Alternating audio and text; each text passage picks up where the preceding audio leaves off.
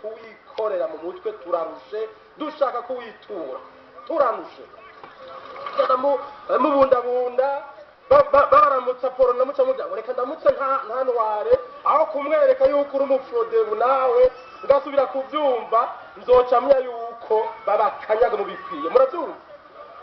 Du côté de l'UPRONA, on dénonçait la déstabilisation de la charte récemment acquise.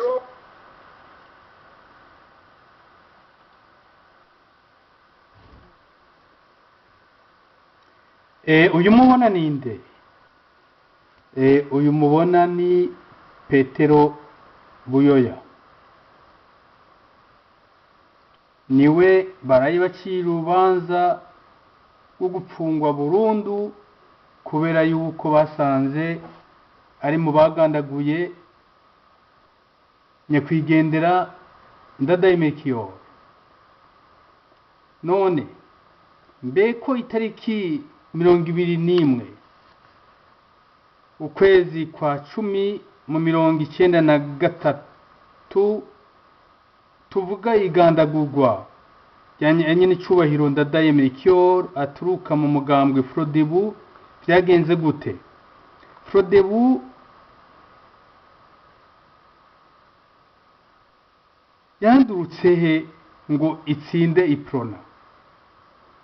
Uyu munsi rero kuri uno murongo wa Bene Burundi TV tuganire idonido turabire hamwe izo nkururu zose iyo zaturutse duheze tunyugwe dutegere neza. Ubwa mbere iyemezwa ry'ubumwe bw'abarundi tariki 5 ukwezi kwa 2 muri 1990 abarundi benshi ntibaritoye umutima uri munda. Abantu baba mu Cibitoke ca Rugombo batoye oya cyane cyane mu gushira amajwi mu gasanduku kirabura, hanyuma mugera bagashiramwo amafoto ya Gahuturemi. Aho Gwasa gato iyo tumubona twashobora kumubaza ikibazo icyo yobyibaza ko cyangwa icyo yabyibaza ko icyo gihe. Uwundi mutu yitwa Ngeze Francisco Buyoya yari yamugize umushikiranganje w'intwaro yo hagati mu gihugu, niho yazunze umutwe ati uzohirahira ntatore ubwo bumwe bw'abarundi iprona ishizeho nzomugwanya ndamutoteze gushika mu kuzimu. Itariki 17 ukwezi kwa 8 igihumbi kimwe amajana 990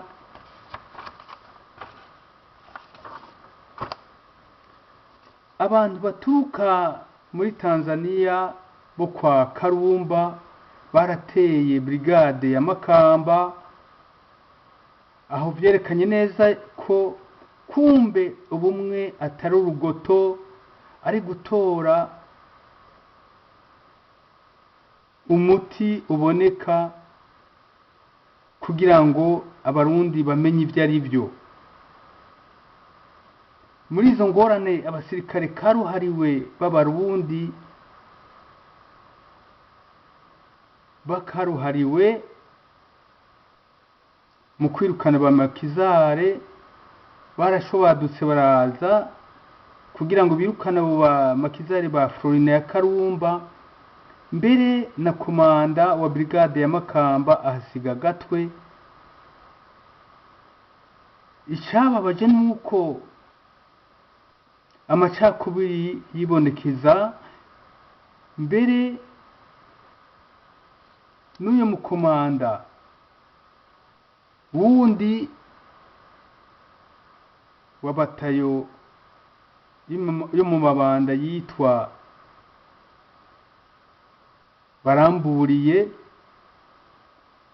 ariko arasigura ku nsamirizi ingene ibyo bintu bikomeye cyane bace bamukura mu kazi. Hanyuma bwa bumwe butariho, abo banyagihugu ba Florina na Paripeutu babyerekanye ko butariho mu gukora ibyo bintu kugira ngo berekane agashavu bafise ku rupfu rwa Gahutu Remy. Nibyo turiko turatohoza kugira ngo tugende neza, dutohoza neza abanyagihugu ico biyumvira n'ingene bameze igihe bababaye, ibyo bashobora gushika ko bibi. Ariko ico gihe rero nagomba kubabwira yuko bwa bumwe nta bwariho, kubera yuko abanyagihugu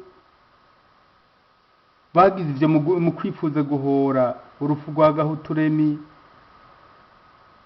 Abarundi ntibashoboye kuhatorera icigwa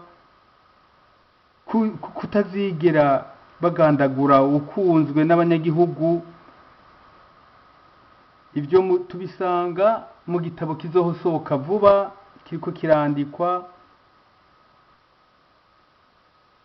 Iyi ni incamake gusa, ido n'ido muzobibona mu vyisomere. Ariko muri iyi ncamake niho Major Buyoya mwigandagurwa rya Gahutu Remy yibaza ko bizoba ibanga. Hanyuma muri Etat Major Ndiyo Jean Claude niho yaza gutanga rapport ingene Gahutu yagandaguwe muri Tanzania. Nido nido muzobibona muri ico gitabo. Muri ico gihe rero c'itariki 17 Nyandagaro mu 1990 hakurikiye intwaro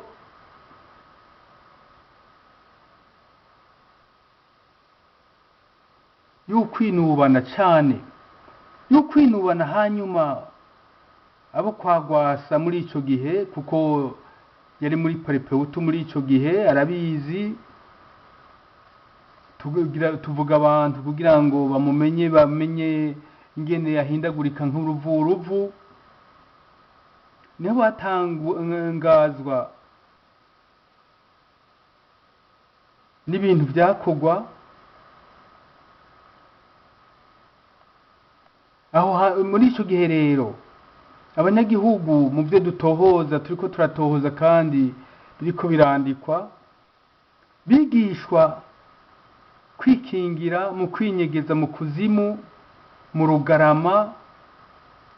Muri ico gihe ni imisoresore myinshi yafatwa igafungwa. Ubu twovuga yuko iyo misoresore twoyigereranya n'imbonerakure zivugwa muri kino gihe. Ico gihe naho ca Buyoya, umusore wese yimwesha gacube yigana umuririmbyi Michael Jackson yarahagarikwa agapfungwa. Murumva rero ibyo gutuza rwaruka ntibitanguye bushasha. Ubu havugwa imbonerakure byatanguye kuri Buyoya na Bagaza, tutibagiye Micombero, aho abanyagihugu baba mu za Kirimiro, aho amafuku yiganje, nibo bazi amagorwa bahaboneye. Kuko ico gihe ntibibaza ko ari imfuku zifuruza, bikeka yuko ari FNL bihisha mu kuzimu. Buke bitihwa. Murazi ko abarundi bakunda gutanga indaro. Ingenzi yarakigwa atakwinubana. Ariko muri ico gihe, muri ivyo bihe vya 1991, wowe umututsi avuye ahandi ukaka indaro nk'ingenzi, uwo mututsi yafatwa nk'umuhutu avuye ahandi n'uwo muhutu avuye ahandi bose bagafatwa kimwe nk'uko boba ari abantu ba paripehutu bariko barigenza mu gihugu bagafatwa bagapfungwa. Muri icyo gihe cya Buyoya niko byari bimeze naho nyene. Mwumva abantu bavuze amaruru ubu guhohotera abantu byatanguye kera. Integuro rero y'ihonyabwoko ya Buyoya n'intwaro yiwe byatanguye kwimonogoza mu 1991 mu ntara nyinshi nka Cibitoki, Muyinga, Gitega. Imisoro irenga 600 bafungirwa mu mpimba bahogwa ngo barakiriye abashitsi les scouts du Paripehutu en 1991. Mu matohoza ibyo nibyo tubona. Ido nido rero bizoboneka mu byo twatohoje mu minsi iri imbere. Buyoya rero ati ndabatega kabisa, havuye kwemeza ubumwe bw'abarundi no gutoteza abiyita ba Paripehutu, niho haza ivyerekeye gutora ibwirizwa shingiro rirekura imigambwe myinshi, ariko yiyumvira yuko iyo nteguro itazoba kuko abanyagihugu bazoba batinye ntaco bazokora.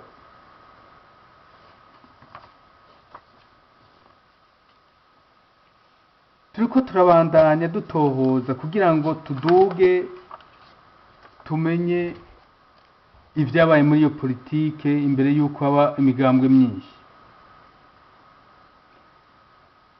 Abantu bita ba Paripehutu bagwasa muri ico gihe bavuga yuko ari aba PH. Mu mfunyafunyo muri 1991 niho batuma uwitwa Ciza Gerard na Yasine muri zone Cibitoki ngo batere igisagara ca Bujumbura, ariko yari inkinamico ya Buyoya kuko imisoro 5 gutera zone Cibitoki icunzwe cyane ngo bivye inkoho barasa mu gisagara ca Bujumbura. Burya nivyo nibaza ko ari ivyo. Abaho mu Cibitoki na Mutakura muri ico gihe muravyibuka, aho abagiye kuraba babone impene ziruka ngo n'abantu. Buyoya aboneraho gutikiza abantu ngo n'aba Paripehutu, Muzamusaga, Jabe, Nyakabiga, Cibitoke na Kamenge. Iyo batahabonera Ministre wa mbere Sibomana Adrien yakiramutswa Buyoya ari hanze gukina umucezo wa politike ngo agiye kubonana na Karatasi wa Paripehutu, bose bari kuhatikirira. Ababizi nabasakwa izuba riva, abantu barasatswe izuba riva ngo babereke ahanyegejwe mu ngo zabo ibigwanisho. Nguko ingene abarundi binjiye mu migambwe myinshi bikebana ku buryo n'abarundi bitwa ko bagendeka nka ba Mayugi bagandaguwe, Basibomana batacemerwa kuko batafashije ngo demokrasi ntibeho i Burundi. Aho rero dukuke ku kiyago dushike ku migambwe myinshi. Itariki 5 z'ukwezi kwa kabiri 1992 ibwirizwa shingiro rishigikiye ukubaho kw'imigambwe myinshi riratowe. Ngiyi imigambwe iravutse da. PRP ya Hitimana ishigikiye ukubaho k'ubwami, ariko biramugora ashiraho uwirongoye Sendegeya, umuhutu yiyita ko yigorewe. Pepe ya Shadrake yibutsa inkomezi za Pepe mu 65. Aho rero iyo migambwe ibiri yaremerewe ngo bacanyemwo koko abahutu n'abatutsi. Uyundi mugambwe Frodebu uriyandikisha utangura kwankirwa ngo nuwo amacakubiri, ariko mu kwezi kw'indwi 1992 uremererwa itariki nyene izina 23, ariko wari waranyigenteye intara zose 115 z'amakomine, wari washinzemwo abahutu n'abatutsi. Nibwo bwenge bakoresheje muri Frodebu, hamwe n'abaganwa barabashiramwo, ariko amatati ngaya yarakomeje. Bavuye kuri Paripehutu basimbiye kuri Frodebu nayo,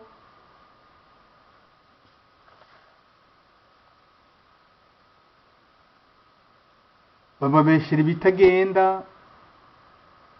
Babonye bakirije ukuboko hejuru ngo bariko barapima inguvu, bariko barapima ingumu, baramukisha ngo ni tetswi. Murazi tetswi ya karate, ngo niyo kubahohosha n'ibindi, ngo nivuna ugutwi. Urwanka ruva ngaho, babona umukuru wayo Ndadaye Melchior bakamwita ibitutsi ntorinda gusubiramwo. Ngira ngo muravyibuka namwe ibyo bavuga ngo ndadashwe n'ibindi. Nuko rero haduka inyenzi za Mayugi, niko bazita, zidurumbanya Bubanza, mu Biyimbi, Mpanda. Mw'ijoro bakica bagaturira imirima n'amararo, byose ngo n'urudubi ruzanywe n'imigambwe myinshi.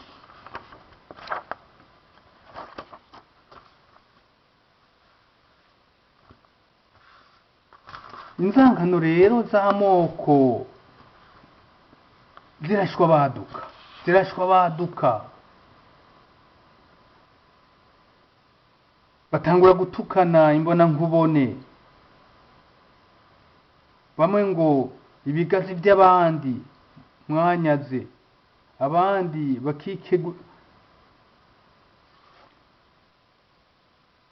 abandi batangura kwitegurira gushiraho za mirise. Inyenzi za Mayugi mu Ngagara, Cibitoke, Jabe, Nyakabiga, Rohero na Musaga. Izo nyenzi za Mayugi nizo rero zavuyemwo Resanze Sheke twumva bamaze kugandagura Ndadaye Melchior. Hanyuma hariho umudamu yitwa Rohero, niwe yaririmba ngo ninda afise nk'aba tugahaya. Niko byagenze mu komora abafrodebu mu za quartier zose za Bujumbura. Ukuvuga menshi sigo kuyamara. Abafrodebu aho bari bose biyumvire aho bageze n'ico bakora. Bamwe biyumvire imigambi bafashe. sinzi yuko bacibuka igandagurwa ry'umugenzi wabo kandi ari umugenzi w'abarundi bose, injungu ya demokarasi, Melchior Ndadaye. Mitingi ya mbere Ndadaye yayigiriye mu Kamenge. Ubizi n'uwitwa Kaje kurya, mu mfunyafunyo twamwita Kaje. Abasirikare baraca insinga n'amatara mu Kamenge, iyo mikro ngiyi irazimye. Sindayiga Jean Marie aserukira ngaho mu Kamenge Frodebu agira atangure kuyaga abajedebu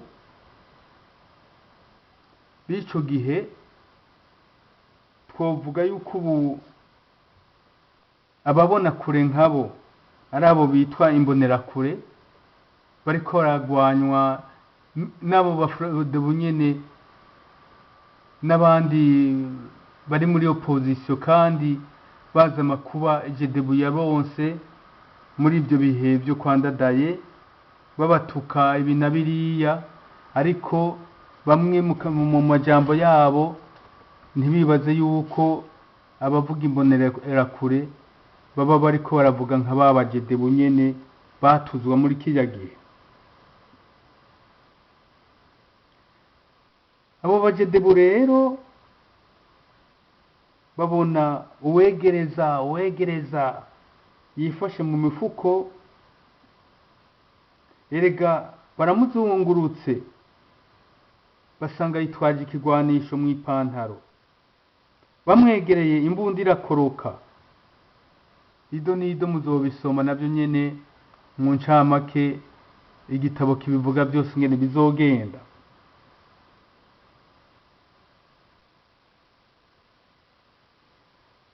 Kidodoye muramwibuka mwese ngira ngo na Kaje kurya bagunduye abandi babiri bashaka kugandagura nyine cyubahiro Ndadaye Melchior aho mu Kamenge, aho ntihari bwatorwe, murabyumva. Abari ngaho muri ico gihe muri iyo mitingi ya mbere murabyibuka ibara ryari riguye, aho abo bafashe batabashahuye, kuko burya Barundi bari n'umutima w'amahoro.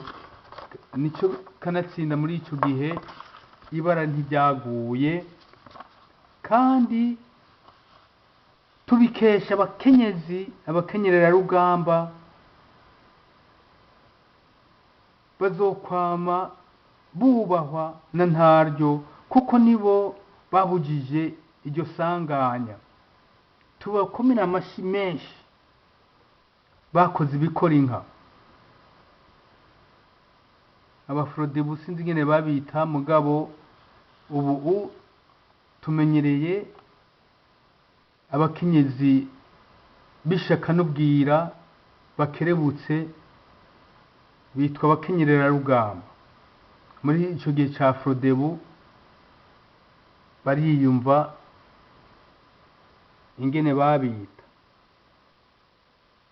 nka wa wundi ngo abashaka gutera Burundi tuzobafatisha iminwe, niko byagenze.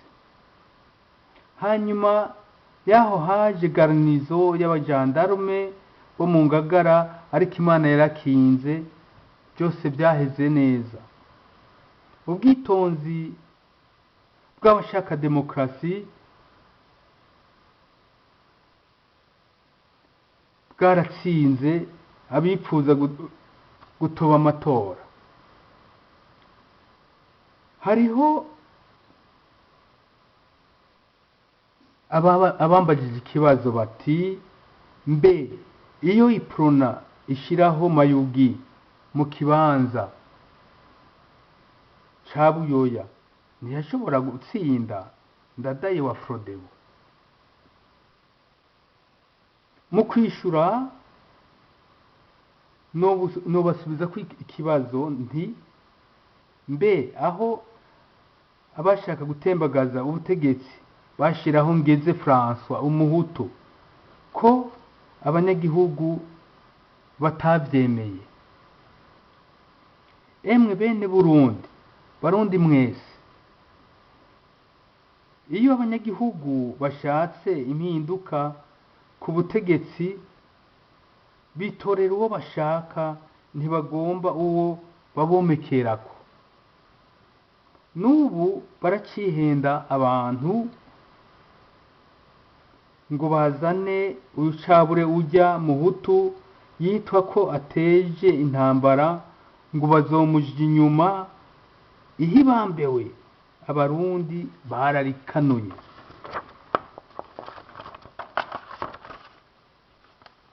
Mu matora ya 1993 Abarundi bari barashegeshwe, bishakira uwo bipfuza abanyuze, ariko ntibari bafise igisirikare kizomucungera. Nyangoma yarabisaba ko Jedebu yoba inkingi ikingira demokrasi, batiteshkute.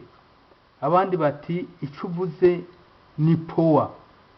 Opposition igifata nkama ya Iprona, itsinzwe ishiraho mirise de sans défaite, abandi les sans échec, abandi les sans capote. Muri abo bari mu Jene Tutsi, les Jene Hutu, les Jene Twa, les Jene Rwandais, les Jene Zaïrois et tous les bandits de la ville bashoboye gusambura no gutesha Frodebu ya Ndadaye. Nivyo babigishije muri ico gihe. Tuhava twibagira kuvuga ico twagomba gushikiriza uyu no munsi, ingene vyagenze mu kwica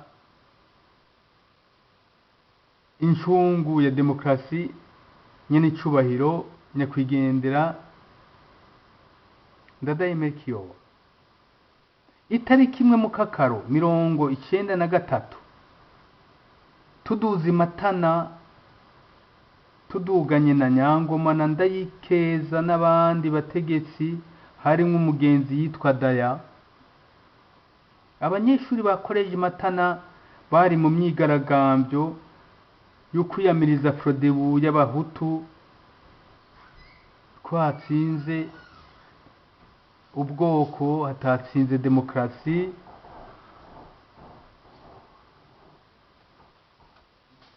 Baza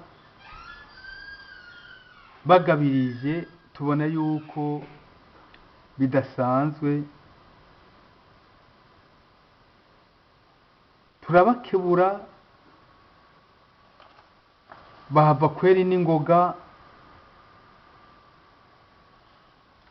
Sinzi ko boba bavyibuka muzamatana, ahandi ko ndababwira ibi, abo bakiriho nk'abanyangoma ico gihe.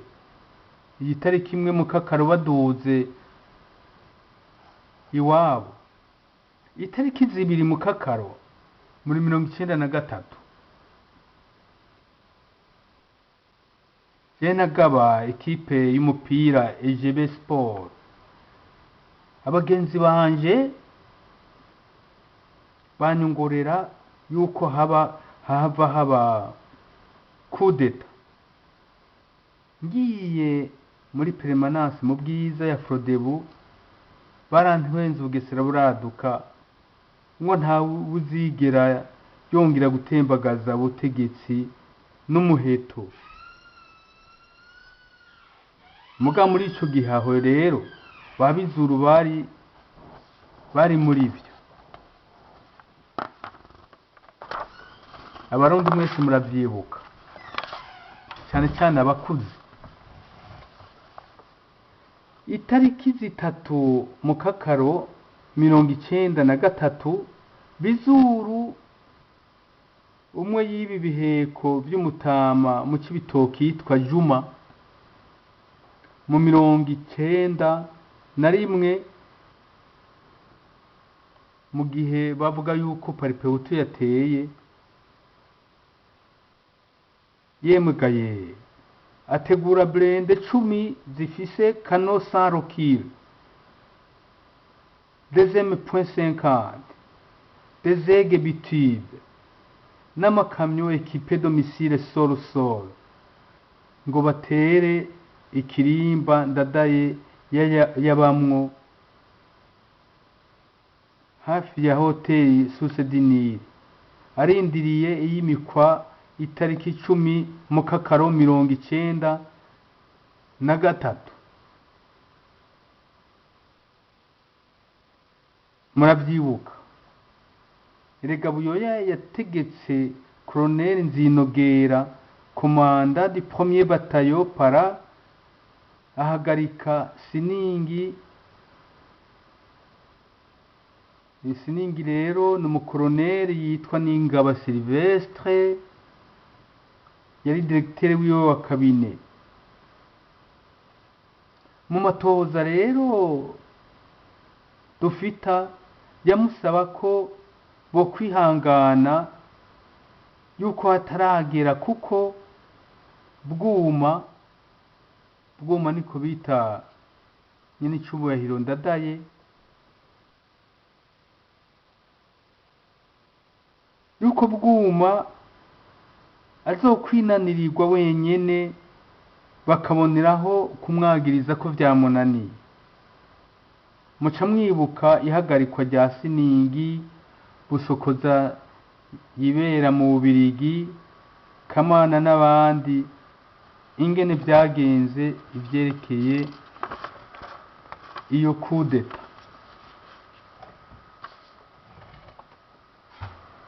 Hariho abampamagaye bati n'abanyamahanga bavuge batumva ibyo uri kuravuga gerageza kubibabwira mu gifonofono. Mumbabarire sinabiteguye ariko reka ngerageze ariko nibirebire. Aho naringeze rero pour tromper le monde Buyoya fit arrêter Siningi Busokoza Kamana et quelques autres officiers en les accusant d'être les vrais commanditaires du putsch manqué alors qu'il était le cerveau de tous les coups d'État à partir de 1987. Cette version émane des recherches en cours qu'on va publier bientôt. Voici la vérité du commanditaire d'un deuxième putsch contre le président Dadaye après la défaite catastrophique de l'Iprona aux législatives.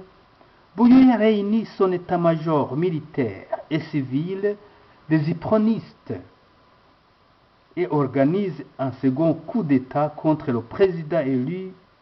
Ainsi, dans la nuit du 3 juillet 1993, il ordonna à son directeur de cabinet, le lieutenant-colonel Ningaba Silvestre, de réunir certains commandants d'unités de la garnison de Bujumbura.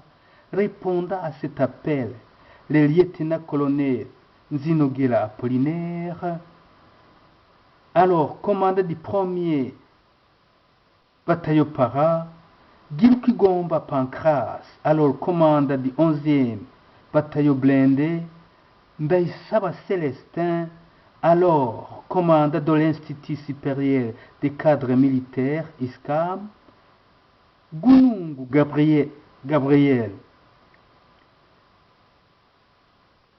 commandant du Kangagara, pardon, Nahigombeye Anissé, alors commandant du Kagakumbu, Nibizi Isaïe, alors commandant du 2e bataillon commando, et Buyoya entouré du colonel Mibarugwa, alors chef d'état-major général des forces armées, et du lieutenant-colonel Bikomagu, alors chef d'état-major général adjoint, chargé des opérations il donne l'ordre exact, l'heure exacte du début des opérations, quelques instants avant l'annonciature apostolique et les ambassadeurs des États-Unis et de France. Ils ont téléphoné tour à tour à Buyoya pour le mettre en garde contre les conséquences fâcheuses de cette aventure. À son tour, le président Dadaye, qui attendait son investiture du 10 juillet, téléphona à Buyoya pour lui demander ce qui se tramait, puisque quelques camions remplis de militaires faisaient déjà mouvement vers son palais. Buyoya lui répondant qu'il s'agissait des opérations de baptême et de feu. Vous comprenez que Buyoya venait de prendre la panique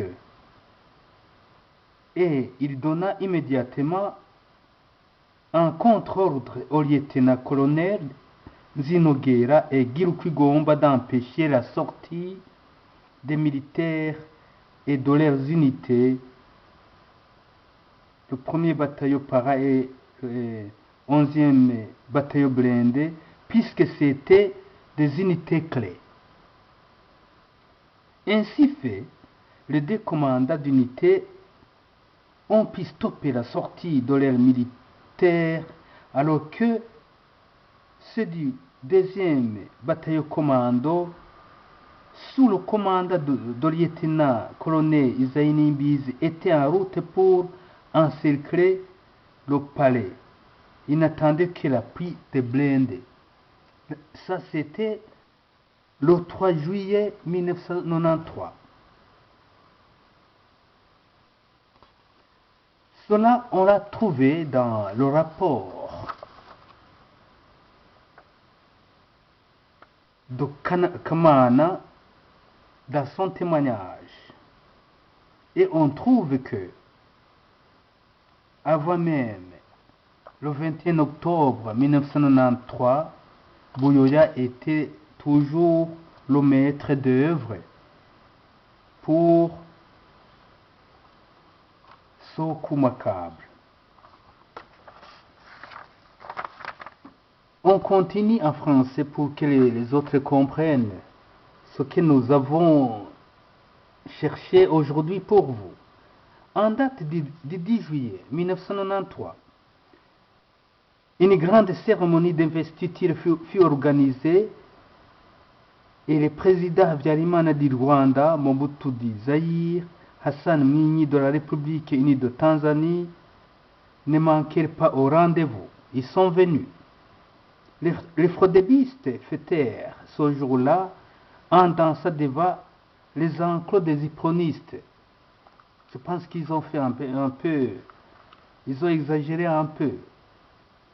Mais ce que nous pouvons dire, merci, ils le faisaient sans agression et avec comme slogan dans les chansons Tembura gatsindwa mporona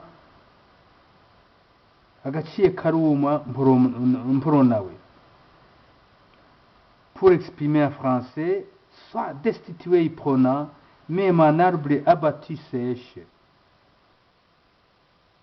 Bon, c'était une chanson qui n'était pas une barbarie ou des insultes, parce que même pendant la campagne, ils se chamaillaient ainsi comme les autres politiciens dans les campagnes présidentielles, mais cela ne veut pas dire qu'ils s'incitaient à la haine. Le premier président démocratiquement élu et investi en date du 10 juillet au palais du Congrès de Kigobe, le président Dadaye, était originaire de la province Muramvya, comme fait Gahutu Remi, que le palais Peutu s'attribue. Il était de sa famille.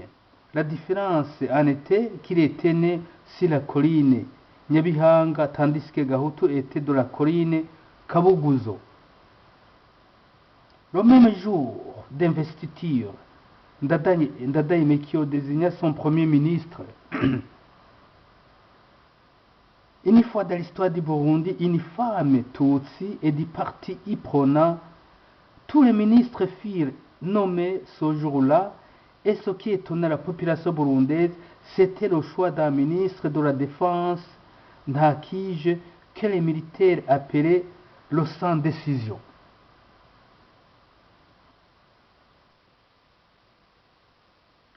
Le chef d'état-major aussi a été nommé. Le major Bikomago.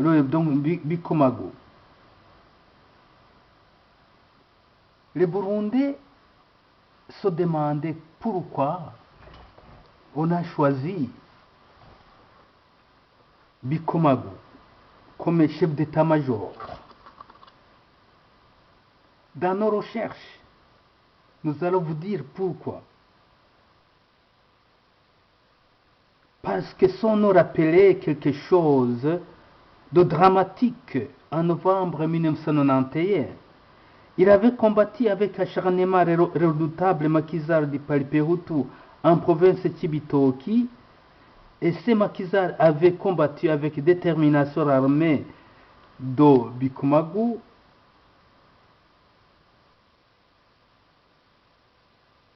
De la rivière Kaburantoa à Mugui en commune Mabaye. On les appelait des PH. Ils avaient descendu l'avion du ministre de la Défense, Maregarege, et il avait perdu sa jambe.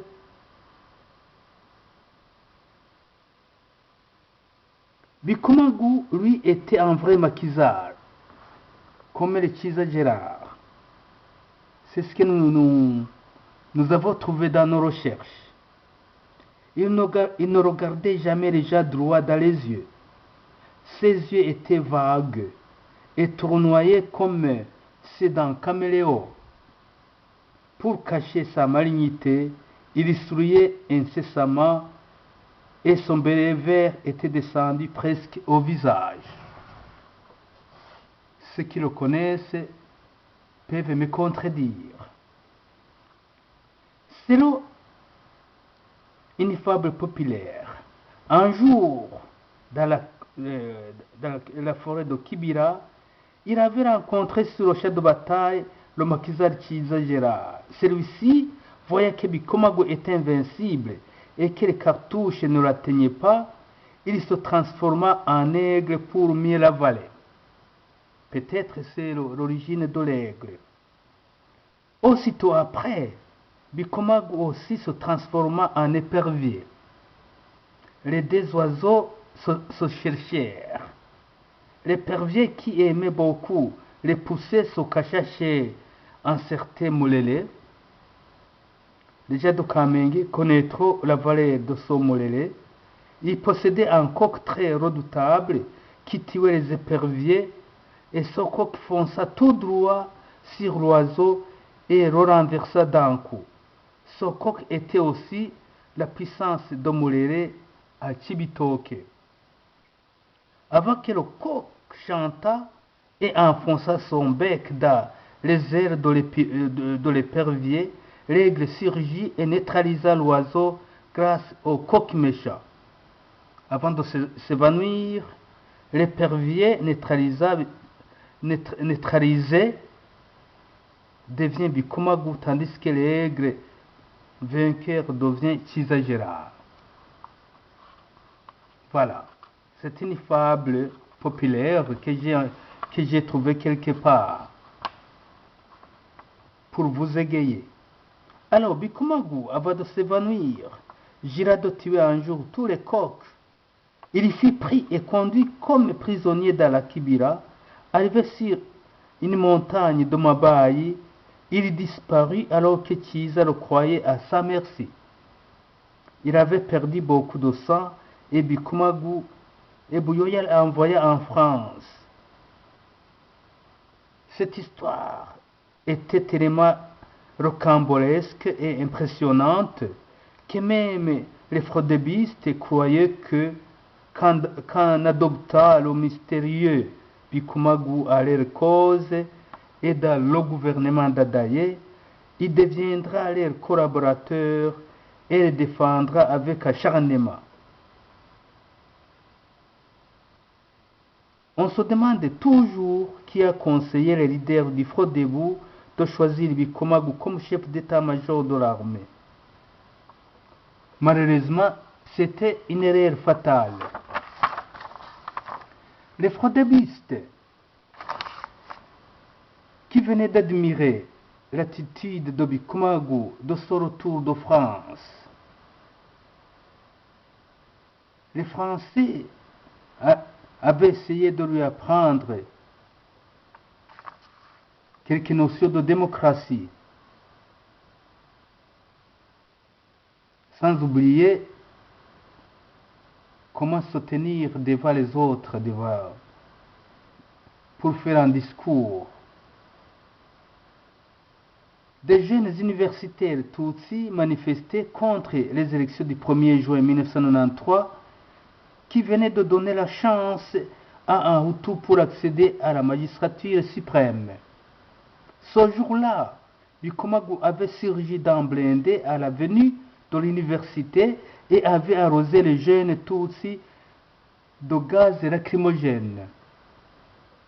Chose impossible dans l'histoire du Burundi de punir des Tutsi publiquement à Bujumbura.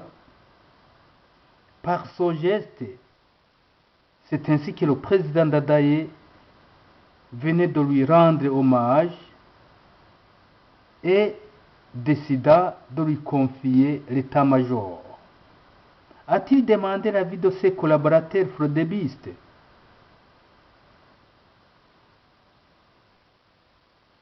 Les gens diront un jour que c'est par insistance de Buyoya lui-même que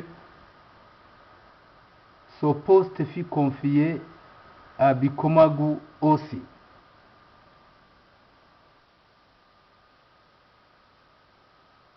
Dans la soirée du 10 juillet, le troisième décret présidentiel venait d'être publié à la radio nationale.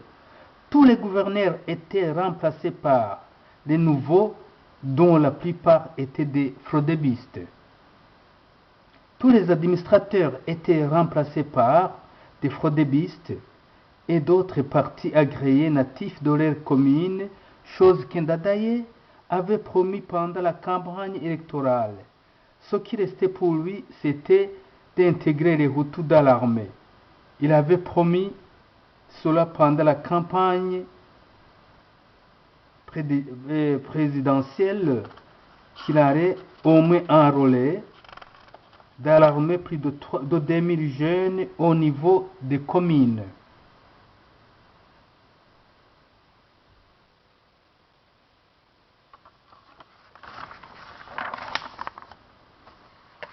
On continue pour mieux comprendre la décapitation des institutions démocratiques. Ça n'a pas commencé tout de suite. Il y a eu des préparatifs que nous avons vus dans nos investigations. Le 13 octobre 1993, les hypronistes et les satellites des partis d'opposition organisèrent un grand meeting au stade Saint-Augustin de Buyenzi. Ils marchèrent jusqu'au camp du district de Buyenzi qui était sous le commandement du colonel Bayagana Kandi. Comme slogan du jour, ils demandèrent le renversement de Ndadaye. Ils disaient: qu'attendez-vous, Bayagana Kandi et Vaya gendarme pour tuer Bouma? On l'a entendu ce jour-là. Quand le renverserez-vous? Et dans ce meeting, tout le monde répondait ça y vit, ce qui signifiait tout de suite. C'était le 13 octobre 1993, un grand meeting au stade Saint-Augustin de Buyenzi. Ndadaye était en visite de travail dans l'île Maurice. 3 jours après, le 16 octobre, il y revenait vers 16 heures tandis que les militaires préparer un coup fatal sur le pont Tahangwa, près de la brasserie. Un groupe de jeunes militaires et gendarmes, sur recommandation de Bayagana Kandi, se mirent à cacher des mines anti-chars tout près d'une bifurcation vers Funabépé, là-bas au quartier industriel. Un certain sergent d'Aïziga, qui était connu par ses camarades au nom de Valentin et que le surnom d'Aïziga venait de la méthode des militaires Hima pour s'enrôler dans l'armée, il trichait en présentant les bulletins des jeunes Hutus qui avaient bien réussi les examens. Cela, ça se faisait quelquefois au sud du pays. Et les gens connaissent ce truc. À l'aide de certificats ou diplômes, les marérés Hutus étaient chassés et les Tutsis entraient soit à l'ISCAM, soit à l'école des sous-officiers. Et Valentin avait fréquenté l'école des sous-officiers à l'aide d'un certificat d'un Hutu, d'Aïziga, et celui-ci était chassé pour aller garder les moutons dans les montagnes. Mais ce garçon quand même, qui était né dans l'actuelle commune Songa, province de Bururi, son père était chef de zone de Songa, car à cette époque, la commune était Matana. Il s'appelait Barinzigo, mais il avait participé à massacrer plusieurs Hutus et sans scrupules. La famille du célèbre Nyangoma connaissait la brutalité et la cruauté de Barinzigo, qui tuait jusqu'à la zone Kijama, appuyée par Nyawakira, Bijeje, Domatana et Fumberi. Ça, c'est l'histoire de 1972. Mais ce jeune militaire d'Aïziga, il avait juré à ne jamais suivre les traces de son père. Il était l'ami intime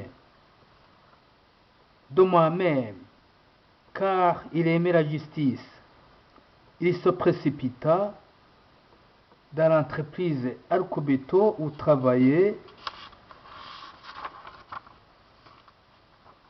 un ami intime à moi-même pour livrer son secret, et le secret fut envoyé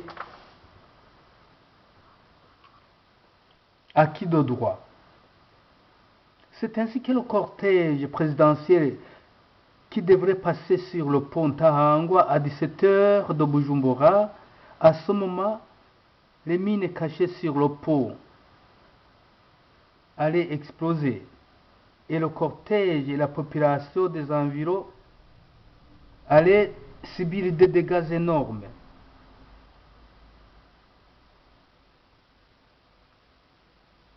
Le message fut envoyé chez Daya, un jeune fraudébiste très habile, comme Moshe Daya d'Israël. Et Daya était directeur adjoint à la documentation, la fameuse sûreté de l'État. Daya, se dirigeant en hâte à l'aéroport international de Bujumbura, et trouva son chef direct Richard en train de bavarder avec une jolie femme. C'est malheureux de le dire. Cette jolie femme était venue distraire le chef suprême de la documentation, car les militaires savaient d'avance que Richard était coureur des jupons. Les politiciens coureurs des jupons, quelquefois, ils font des erreurs.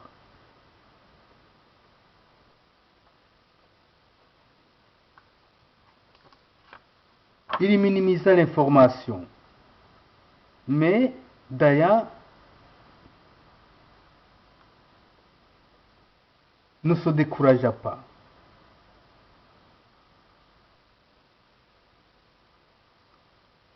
Daya il y a eu des reproches. On lui dit, qui t'a dit que les militaires allaient nous tendre un piège? C'est Richard qui lui répondait cela. Toi, Daya, l'ami intime de Nyangoma, pour les gens du Sud, les amis de Tutsihima de Bururi, que me dites-vous, hein? Il allait autoriser le cortège présidentiel d'avancer et continuer la route. Mais Daya eut le courage d'avertir directement le chef du protocole, ce qui sauva ce jour-là le chef suprême, Dadaï Melchior.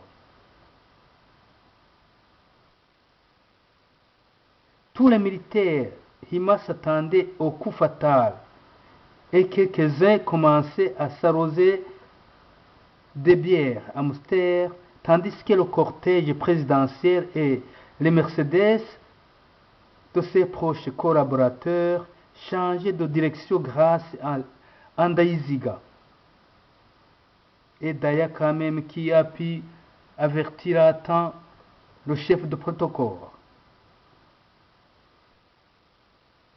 Tout cela pour dire qu'au Burundi, il y a des braves. Il y a des braves qui ont sauvé d'autres qui étaient distraits.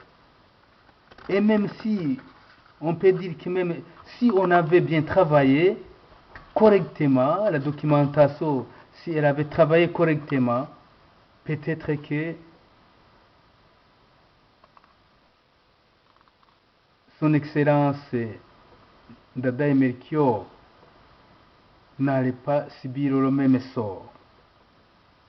En date du 20 octobre 1993, 4 jours après l'attentat de Ntahangwa, le président visita le camp militaire de Mabanda. Les Hutus extrémistes n'oublièrent jamais cette date, surtout les PH du Paripé Hutu. C'est ce que nous trouvons dans notre rapport. Et ce qu'ils ont réaffirmé un peu tard dans les investigations que nous avons faites. Ils réaffirmeront plus tard que le discours d'Ondadaye ce jour-là accusait le Paripé Hutu de Gahutu d'en avoir plus de force pour combattre l'armée de Bikomagu, son chef d'état-major, et que Louis Bouma ferait ligoter tous les maquisards du PH avant de les présenter devant son état-major. Peut-être que les ondes de la radio nationale pourront nous faire écouter cela. Nous leur demandons cela dans nos investigations pour comprendre ce que racontent les gens du Paripé Hutu que nous avons entendus se lamenter.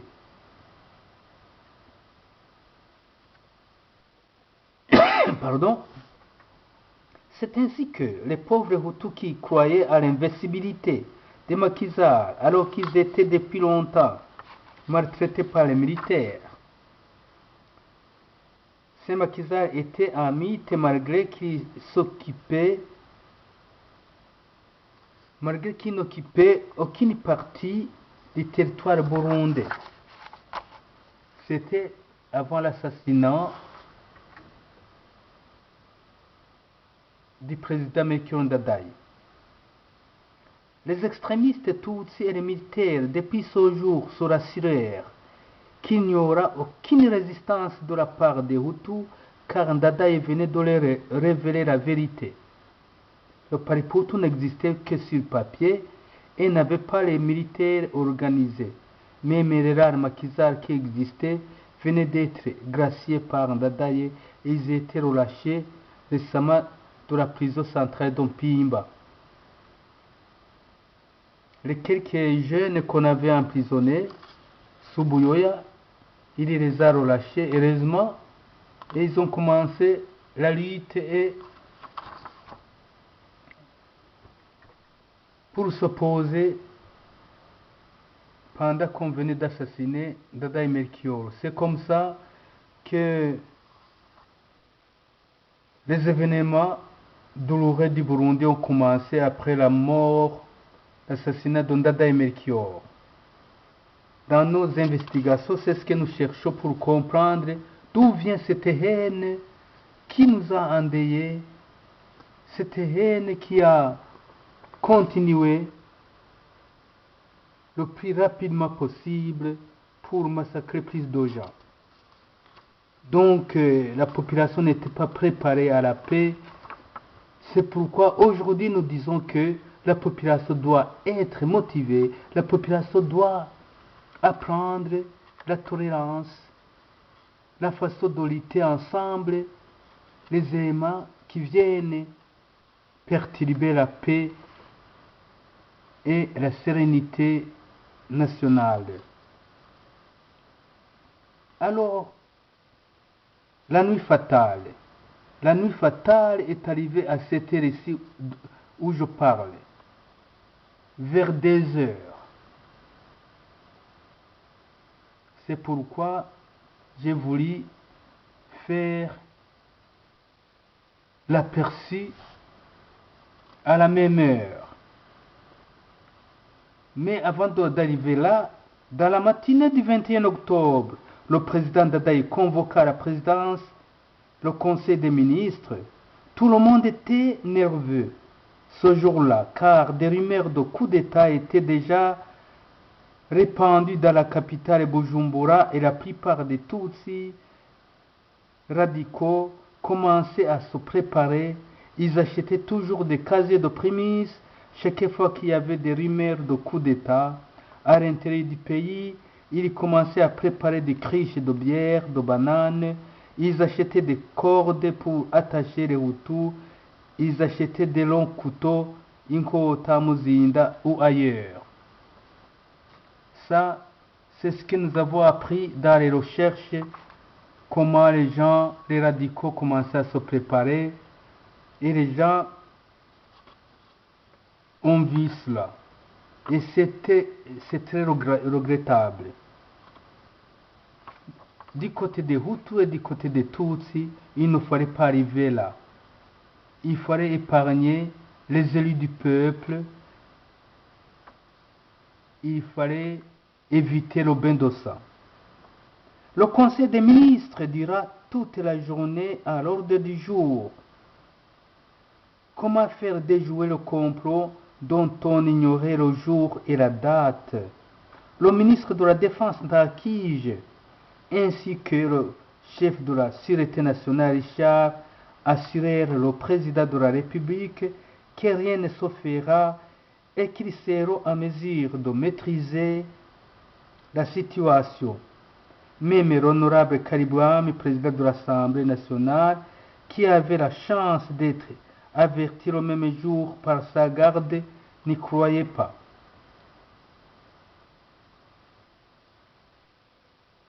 Tout le monde disait, on va les disperser comme avant. Tuzobagira nk'abambere. Bateguye amakudeta bakananirwa. Ici, on vous fait rappel de Bizuru, l'histoire de Bizuru, l'histoire de Siningi, mais ils ignoraient que Bikomagu n'était pas comme Bizuru. Ils oubliaient que Buyoya était derrière et qu'il venait de prendre la décision d'en finir avec le Frodebu cette fois-ci. Il venait de souffler aux oreilles de Bikomagu que Dadaï devrait être remplacé par son ancien ministre de l'Intérieur, Ngeze François.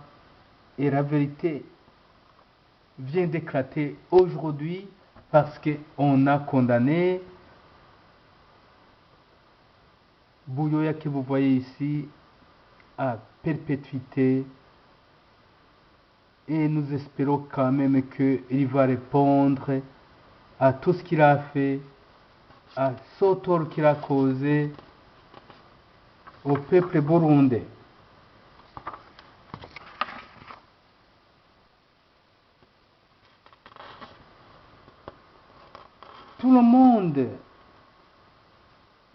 n'arrivera pas ce jour. Parce que ce jour nous a fait trembler, nous a fait peur tous.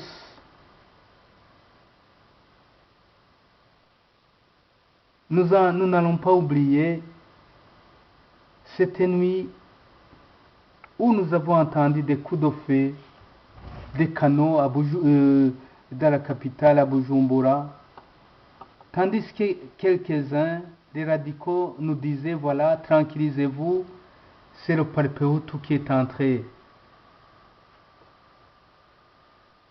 en ville, c'est le peuple Hutu qui combat le Frodebo. Et chaque fois qu'il y a des émeutes, on essaie de tromper les autres, de dire voilà, tel Hutu, il est en train de combattre, il vient combattre, alors que derrière se cachent d'autres éléments.